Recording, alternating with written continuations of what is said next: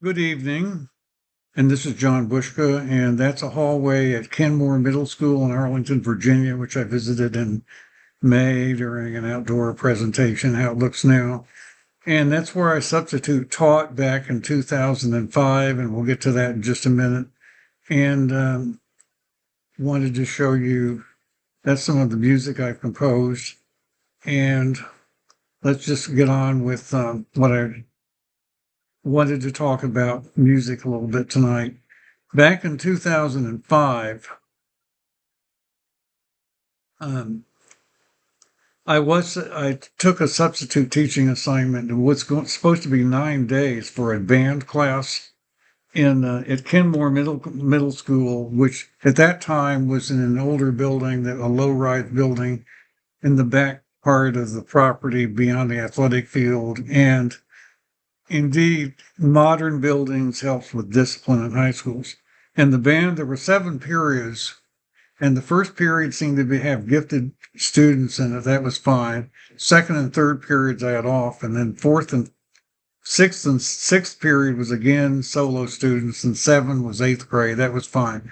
But in fourth and fifth period was sixth grade, I think. And there were some discipline problems, not that many, but I got canceled after the second day because of the discipline problems. And we'll talk about the substitute teaching sometime in another video because that was interesting. But one of the things, you weren't really supposed to talk about your personal experience, when you were subbing. You're supposed to stick to the lesson plan, which was essentially, in this case, to rehearse the prehistoric suite by um, by you get Paul Jennings. That's a famous piece in that's often taught in schools instruction. Maybe a concert orchestra should play that. But if I had told the fourth period, if I had stood up there, and I kind of sat down on the job a little bit too much, but if I had stood up there on the podium and talked about the fact that I started piano in third grade in February of 1952.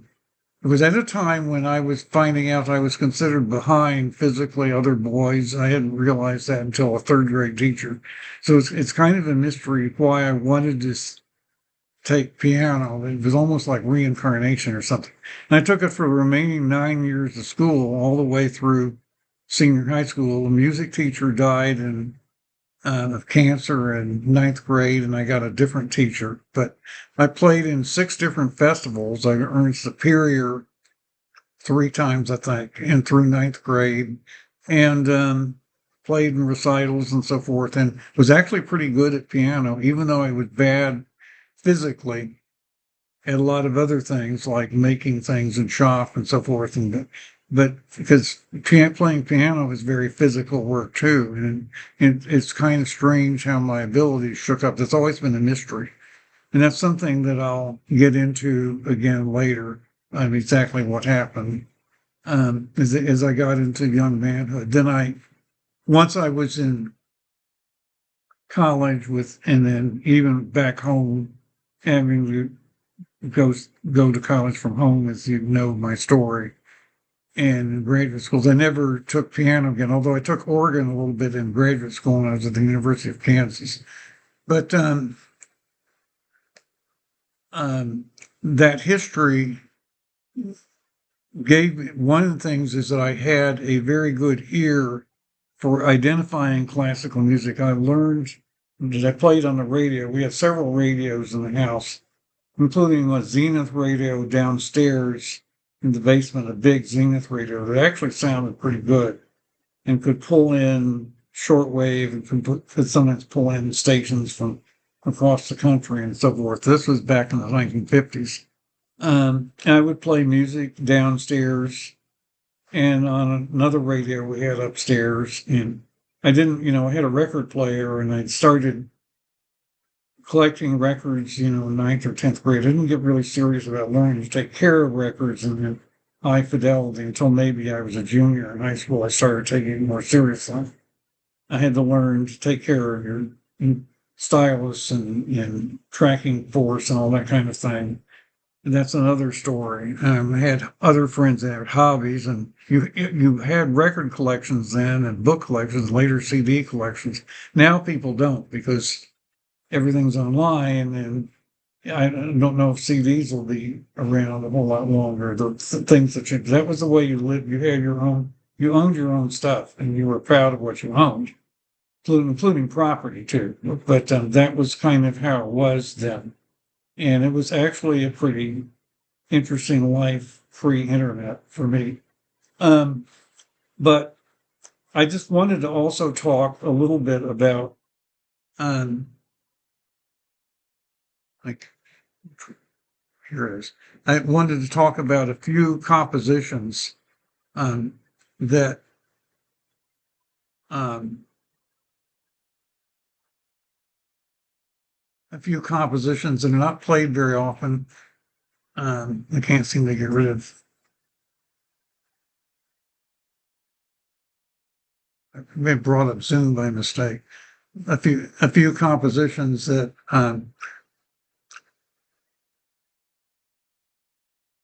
aren't played very often in concerts, but are really impressive.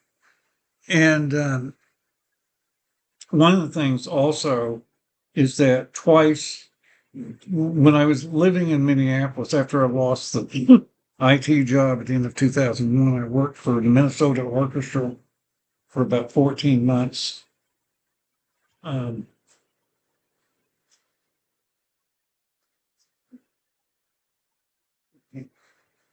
for about 14 months.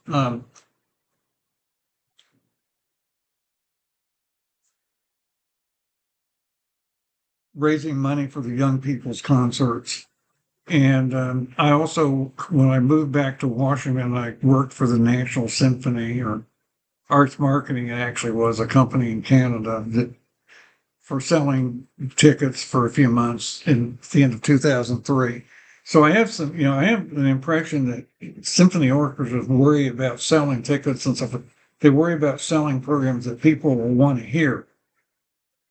And the last time I went, I went to two concerts last winter. I heard Scriabin's Divine Poem, and I heard the Shostakovich Fourth, the Baltimore Symphony, and on a cold winter night last, which is interesting, sort of a post-Mahler piece. It's actually like another Mahler symphony almost. But I wanted to go over and mention a few pieces that need to be played a lot more. And all of them, or many of them, have the property the first time you hear them, the music's going to sound familiar. And I just thought I would go through the list a bit. You got D'Albert's Piano Concerto Number 1 in B minor that he composed in 1884 when he was 20 years old. Many of these are early works. And it's basically formatted after the Liszt B Minor Piano Sonata.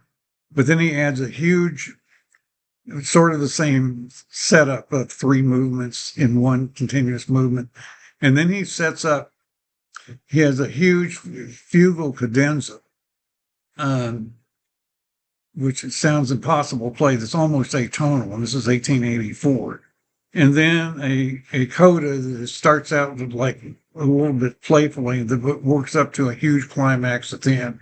There are versions of the Liszt B Minor Sonata that are end loudly, or originally Liszt intended it to end loudly, and then he changed it. And the one that's performed makes a lot more sense. But I think D'Albert wanted a composition that was like the Liszt B Minor Sonata, but that ended triumphantly. So it's about 44 minutes long, so it'd be hard to schedule. It's very difficult to play, but I wish orchestras would play this. There are a few recordings of it. You can find all of these on YouTube and play them for free easily. Now the completed Bruckner Ninth, and I know there's controversy over completing Bruckner's Ninth Symphony. I personally believe it's better to play a completed version. And I think Sebastien Letocart's composed, who lives in Belgium, completion. He also calls himself Tracotel, is the best one. Is the one that's closest to what Bruckner would have done. And if you listen to his videos, you'll find how you can justify it. But the most popular one is by four composers: Samale, Cohrs, Phillips, and Mazucca, and they've completed it three times. And in all, each one is a little simpler than the previous one. But the most recent one, I think it was 2021, or which is what Rattle performs now for the Seattle Symphony. There's no after he gets to the climax, the dissonance based on the first movement, he quiets down for a final climax that's based on actually the theme of Bruckner's Seventh Symphony, which would almost like by wrapping everything up, by wrapping up all of Bruckner's symphonies, whereas Letocart sticks to the original text that's in the Ninth Symphony almost completely, except for he quotes the Fifth at one point. But those are the two most common ones. And Wilhelm Furtwangler composed three symphonies. You know, he's a little bit controversial because of World War II. But the second symphony is his biggest, in E minor.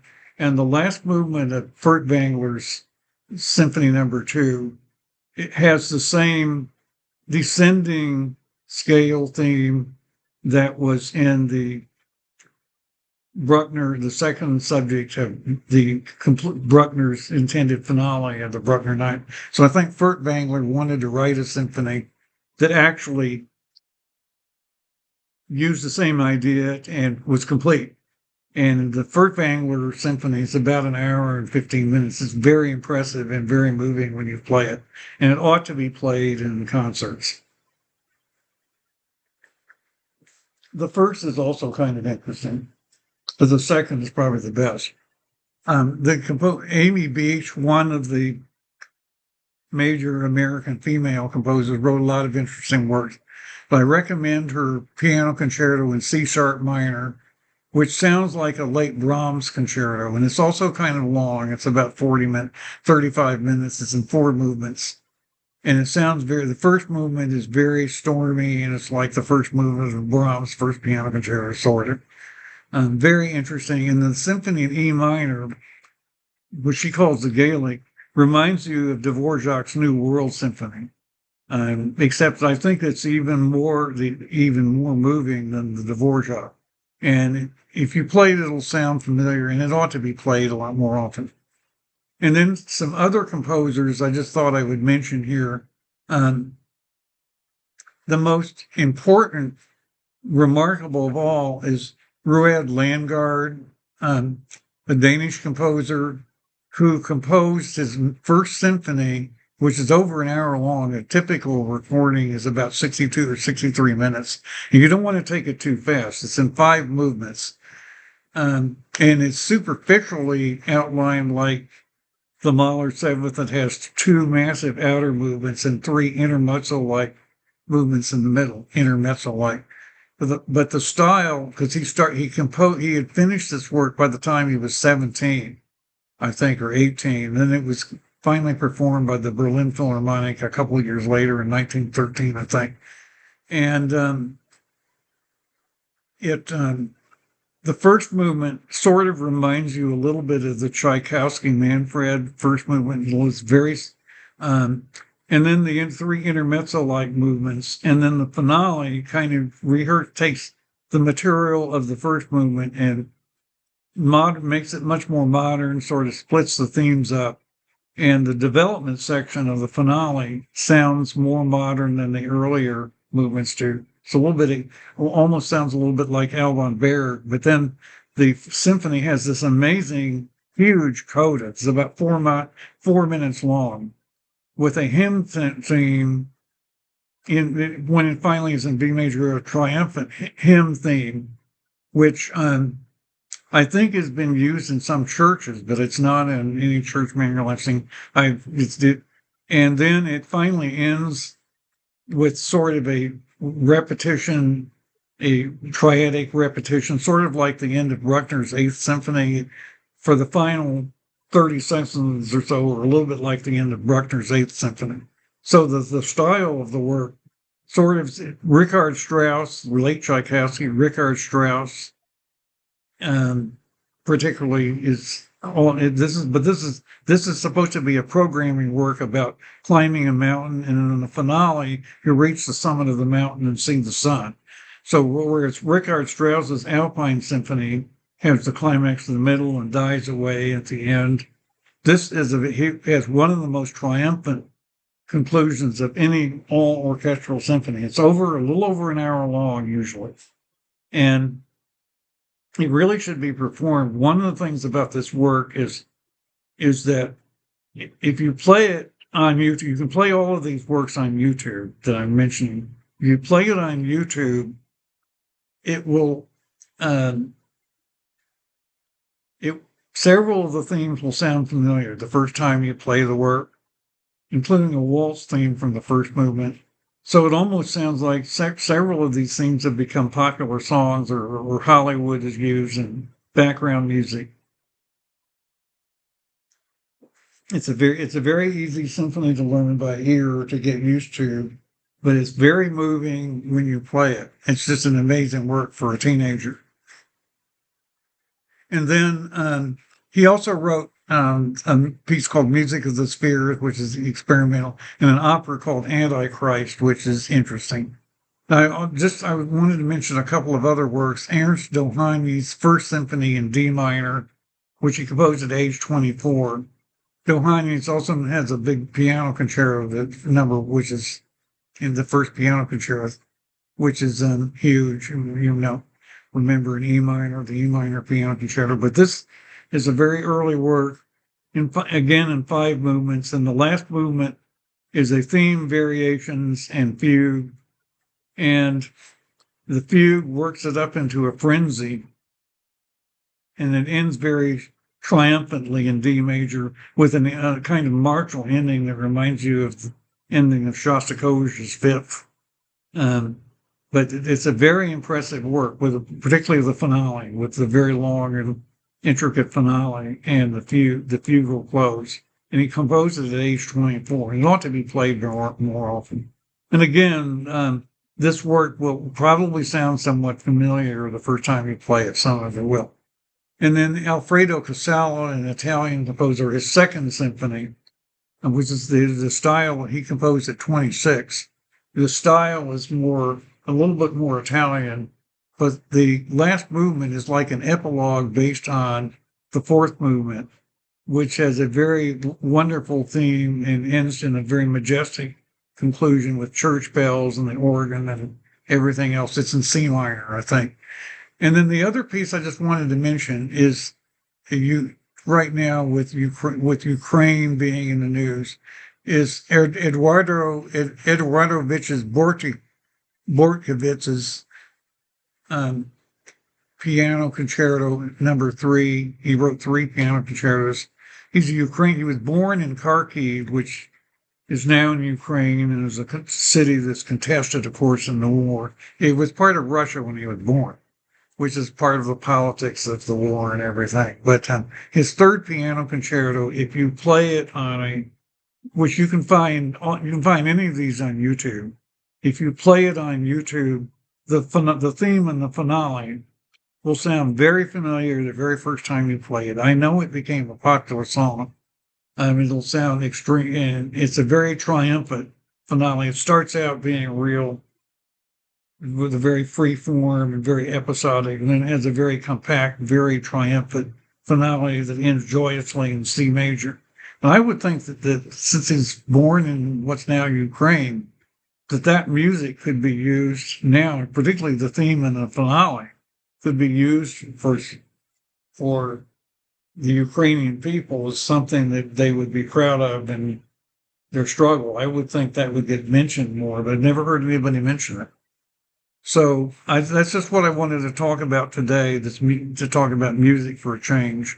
But again, if I had in that class in 6th grade classes, if I had talked about my own background in piano and told them that I had taken 9 or 10 years of piano, that might have made them have more confidence in me as a sub, and that I knew my music, because I do know my music, and that substitute teaching assignment could have turned out better than it did. But that's another video someday. We'll talk about the subbing. And I'll talk about the book pretty soon and some criticisms of me and so forth and why I don't join things and my attitude about some things, but we'll talk about those again pretty soon. But I've gotten some criticisms recently, but we'll talk about that soon in another video. And I do thank you for listening.